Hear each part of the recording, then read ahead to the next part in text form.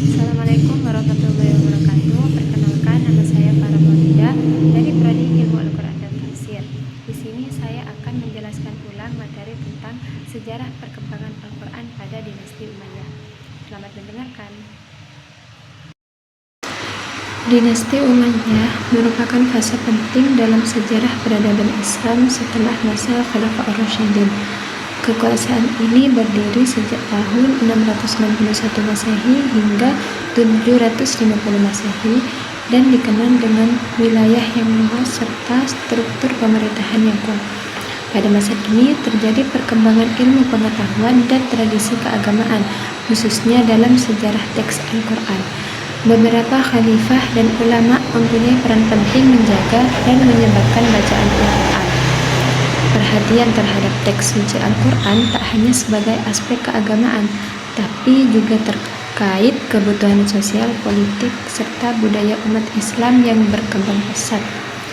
Masa dinasti Umayyah menyaksikan penyempurnaan kodifikasi teks Al-Quran dengan pengembangan sistem tanda baca, titik diakritikal, dan harokat, terutama memudahkan umat Islam non-Arab memahami Al-Quran. Selain itu, muncul ragam bacaan yang menegaskan kekayaan tradisi Islam dan dinamika intelektual umat pada masa tersebut. Di slide kedua ada genealogi dan kontribusi dinasti Umayyah. Dinasti Umayyah berasal dari kabilah Quraisy, satu rumpun dengan Rasulullah melalui nenek moyang yang sama, Abdul Manaf. Pendiri kekuasaan adalah Muawiyah bin Abi Sufyan yang setelah wafatnya Khalifah Ali bin Abi Thalib berhasil mempersatukan kekuasaan dan mendirikan pemerintahan di Damaskus. Dinasti ini mempunyai 14 khalifah selama 91 tahun, dibagi menjadi dua fase besar, yaitu fase Damaskus dan fase Andalusia. Dinasti ini berperan penting dalam pengembangan Mushaf Utsmani dan menjadikan bahasa Arab sebagai bahasa resmi negara.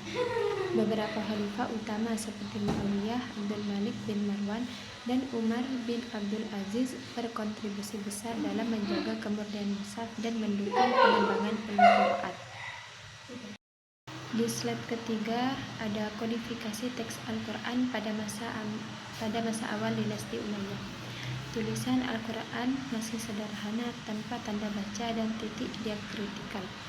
Abu al-Aswad ad-Du'ali mulai meletakkan tanda baca untuk memperbaiki kesalahan bacaan, terutama bagi non-Arab yang mulai banyak masuk Islam.